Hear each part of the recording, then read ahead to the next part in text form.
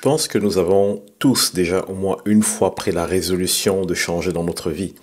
Et nous avons essayé, entrepris des choses, on a même payé des coachs, on a peut-être pris des programmes en ligne, on a dépensé de l'argent et à la fin on s'est dit, je n'ai pas atteint mon objectif.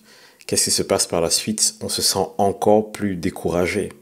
Dans cet épisode, j'ai envie de nous ramener au cœur, à l'essentiel de ce qui en nous peut provoquer le changement et un changement qui demeure dans le temps.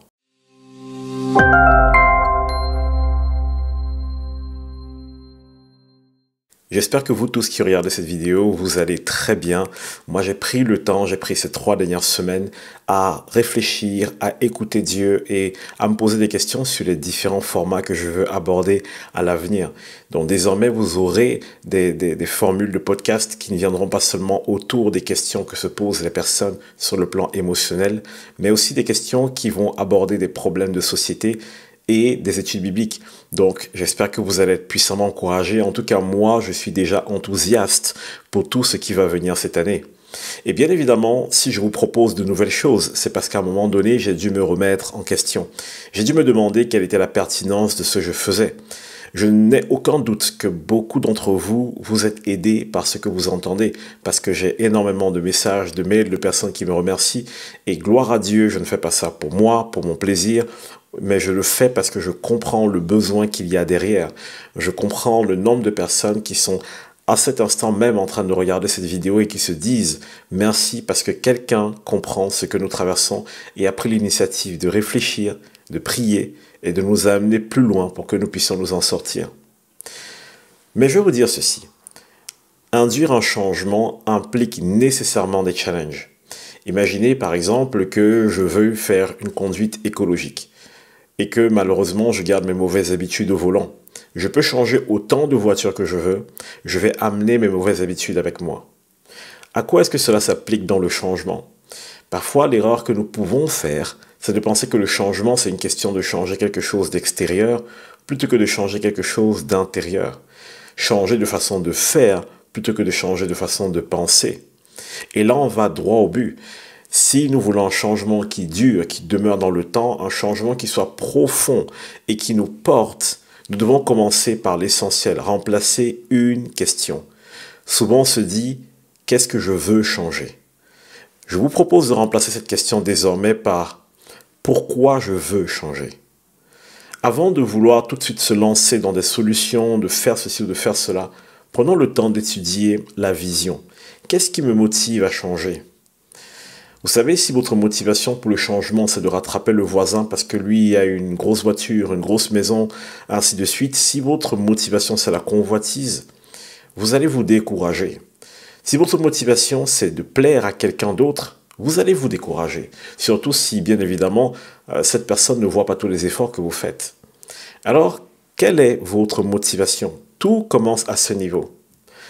Si nous ne travaillons pas au niveau de notre motivation dans un premier temps, ce qui va se passer, c'est que nous aurons l'impression, quand nous allons induire le changement, de lutter contre nous-mêmes. Si par exemple nous aimons dormir et que nous avons décidé de nous lever tous les matins pour faire du sport, se lever va être compliqué. Si par exemple nous voulons perdre du poids et que nous avons toujours nos mêmes habitudes alimentaires, ça va être compliqué. Alors, est-ce qu'on change une habitude alimentaire ou une habitude de sommeil du jour au lendemain? Non. Il y a quelque chose de plus profond à changer. Nous devons changer notre perception. Nous devons enlever nos yeux de ce que nous voulons changer pour la tourner vers la raison pour laquelle nous voulons changer. Si par exemple je me sers à manger, je prends le cas par exemple de la boulimie.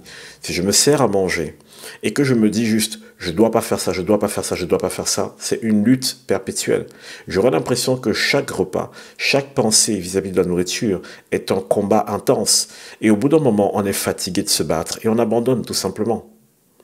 Mais si par contre je me dis je veux être en bonne santé, qu'est-ce qui va se passer? Lorsque je vais me servir avec la perspective d'être en bonne santé. Je vais acheter mes repas avec la perspective d'être en bonne santé. Je ne suis pas en train de combattre une passion, je suis en train d'installer en moi un objectif. Et donc à chaque fois que je vais être tenté de faire un pas en arrière, ce qui va me retenir, ce n'est pas la force de ma volonté, mais ce qui va me retenir, c'est ma droiture dans mon objectif. C'est la connaissance profonde de mon pourquoi. Je reviens souvent sur la question du pourquoi parce que je vois beaucoup de gens qui viennent me voir et ils me disent « Steve, j'ai voulu arrêter de fumer, j'ai voulu arrêter ceci, arrêter cela, j'ai pas pu arrêter parce que j'ai fait ceci, j'ai testé cela, j'ai testé tel programme. » Et j'ai envie de leur dire « Pourquoi tu veux arrêter de fumer? Quelle est la raison pour laquelle tu veux arrêter de fumer ?» Et certains me disent « Parce que c'est pas bien de fumer. » Malheureusement, ce n'est pas une raison profonde. C'est pas bien de fumer, n'empêche pas qu'on fume. C'est pas bien de pécher, mais ça n'empêche pas qu'on pêche. Donc, être dans l'interdit, dans la mentalité de je ne dois pas, je ne dois pas, je ne dois pas, c'est sûr que ça peut produire chez nous un échec. Ou du moins, on est obligé de faire partie des 10% de la population qui sont extrêmement forts. Je ne sais pas si vous avez déjà vu ça sur Internet, des gens qui viennent et qui mettent des vidéos, seulement 10% de la population sont capables de faire telle ou telle chose. Pour moi, ce genre d'allusion, ça peut être dangereux et délicat. Parce que vous savez ce que ça induit? Ça nous pousse à réfléchir de façon un peu perverse. C'est une façon de manipuler nos émotions. Quand on dit « oh, seulement 10% des gens y arrivent », ça nous pousse à faire ceci. Soit on se dit, je veux faire partie des 10%, et alors je me prends la tête à bosser pour faire partie des 10%. Soit je me dis, oulala, j'ai pas l'impression d'être taillé pour ça, parce que je suis pas sûr que de toute ma vie, j'ai fait partie des 10% des meilleurs. J'ai pas été le meilleur à l'école, j'ai pas été le meilleur en sport, j'ai pas été le meilleur dans ma vie. Et là, on me dit que seulement 10% des gens atteignent leurs objectifs. Ah ben, je fais pas partie des 10%. Et avant même de commencer, on est déjà découragé. La raison pour laquelle 90% des gens n'atteignent pas leurs objectifs n'a rien à voir avec les statistiques. D'ailleurs, moi, je ne crois pas en ces statistiques. Je pense tout simplement qu'on ne prend pas les gens par la main et qu'on les aide à comprendre pourquoi ils font les choses. Je m'adresse à ceux qui sont chrétiens. Comment êtes-vous devenu chrétien? Posez-vous la question. Est-ce que c'est parce que vous avez essayé ardemment ou est-ce que c'est parce qu'un jour, la question du pourquoi s'est posée? Parce qu'un jour, il y a une révélation, quelque chose qui vous a titillé et vous avez compris. Donc, premier point qui pour moi est essentiel à tout changement, basculer de ce que je veux changer à pourquoi je veux changer. Prenez le temps qu'il faut à mettre en place votre pourquoi. Et à ce moment-là, vous allez avancer beaucoup plus vite et aller dans un changement qui dure beaucoup plus longtemps. Le deuxième point que j'ai envie d'aborder, et je pense que ça va être un peu délicat, c'est de se libérer de certains mensonges. Par exemple, le mensonge de « si je change, tout ira mieux ». Non. Si on change, tout n'ira pas forcément mieux. Parce que le but du changement n'est pas toujours le bonheur et le plaisir. Le but du changement, parfois, c'est la justice. Il est tellement plus intéressant d'être inconfortable, mais de savoir qu'on est dans la droiture et la justice, que d'être confortable et de savoir en fait qu'on est en train de faire du mal à son prochain. Il y a des gens qui veulent gagner plus d'argent. Et ils comprennent que pour gagner plus d'argent, il faut changer de travail, il faut changer de ceci, de cela. Et petit à petit, dans leur choix de tous les jours, ils prennent des décisions qui vont blesser leur entourage, leur famille, leurs amis. Et à la fin, ils vont se dire « Ok, j'ai atteint l'objectif que je voulais, mais à quel prix ?»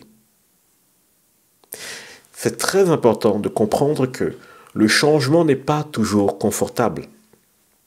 Et tant que nous pensons, tant que nous nous berçons d'illusions selon laquelle changer est confortable, dès qu'on sent de l'inconfort, qu'est-ce qu'on se dit? Je me suis trompé, on arrête et on abandonne.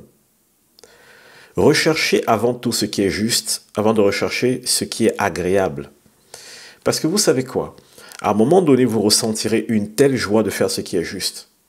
Je vais prendre un exemple, quelque chose que j'ai déjà vécu plusieurs fois et qui aujourd'hui est mon plaisir et je vais vraiment vous encourager dans ce sens. J'ai déjà été blessé et déçu par beaucoup de personnes. Et généralement, quand on est blessé et déçu, qu'est-ce qu'on fait? On va avoir tendance à se justifier soi-même, à réfléchir, à essayer de se trouver des raisons pour être en colère. Et si nous décidons cette fois-ci de ne pas laisser la colère demeurer en nous, et si nous décidons de ne pas endurcir notre cœur, en fait, ça, c'est le plus important. Quand je décide de ne pas endurcir mon cœur, ce n'est pas agréable, mais j'ai réussi. J'ai réussi à faire quelque chose que peu de gens arrivent à faire, et quelque chose qui va porter du fruit. Parce qu'un cœur endurci empoisonne qui en premier? Nous-mêmes. Donc quand je décide de ne pas laisser mon cœur s'endurcir, c'est parce que je recherche ce qui est juste plutôt que ce qui est agréable. Ce changement n'est pas du tout confortable. Mais ce changement produit du bon fruit sur le long terme dans ma vie. Donc lorsque vous voulez changer, Sortez de votre tête que ça va être confortable. Soyez honnête et dites-vous, ce ne sera pas confortable. Si je prends le cas de Jésus, Jésus qui est l'exemple en fait pour nous qui sommes chrétiens, on se rend compte que Jésus voulait faire la volonté de son Père. Mais certaines décisions qu'il a dû prendre n'étaient pas confortables. Il recherchait ce qui était juste. Et on revient au point numéro 1. La Bible dit dans Hébreu qu'en fait, Jésus avait en vue la joie qui lui était réservée. La vision. La vision, c'est ce qui a maintenu Jésus dans les moments les plus difficiles de sa vie. Il a recherché ardemment ce qui est juste. Et ça l'a porté. Et le dernier point que j'ai envie d'aborder avec vous, c'est qui approuve votre changement.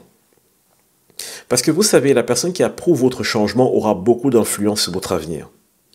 Si ce sont vos amis qui approuvent votre changement, il y a des chances que si ces amis ne sont pas sages, que vous vous retrouviez dans des problèmes plus tard.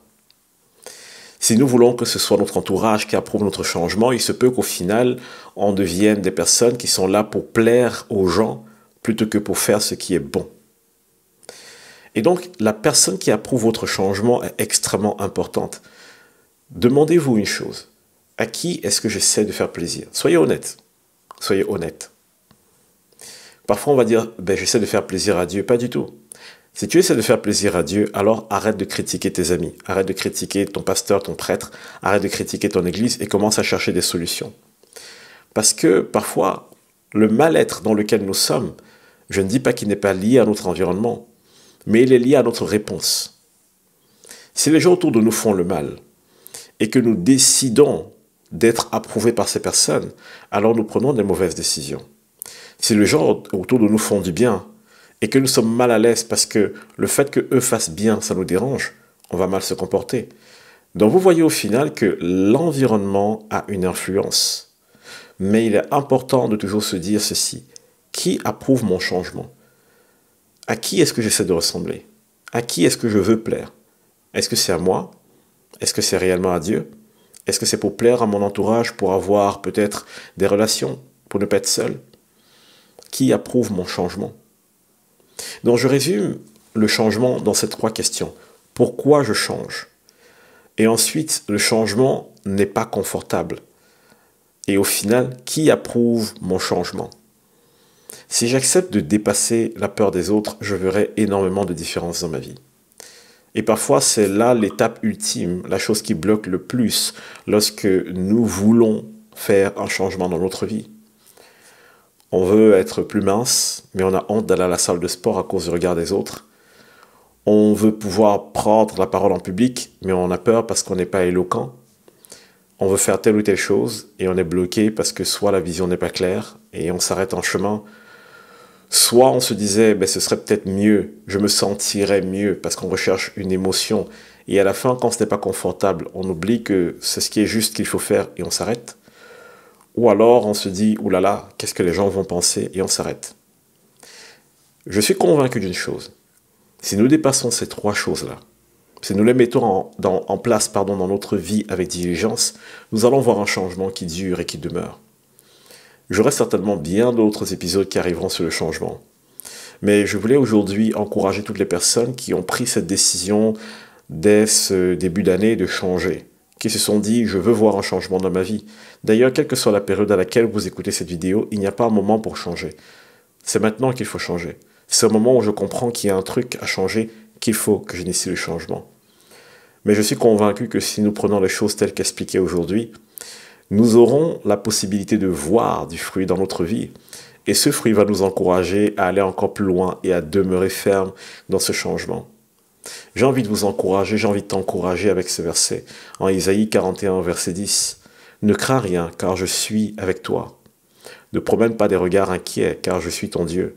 Je te fortifie, je viens à ton secours, je te soutiens de ma droite triomphante. » Dieu te fait une promesse aujourd'hui. Il te dit que quel que soit là où tu en es, quel que soit ton niveau, ta capacité, quelles que soient tes luttes, ce que tu vis n'est pas impossible. La première personne qui a envie d'être là pour t'encourager pour ce changement que tu désires ardemment, c'est Dieu lui-même. Alors prends ce verset, Isaïe 41, verset 10. Prie, médite avec ce verset et lance-toi. N'attends pas pour changer, tu vas y arriver.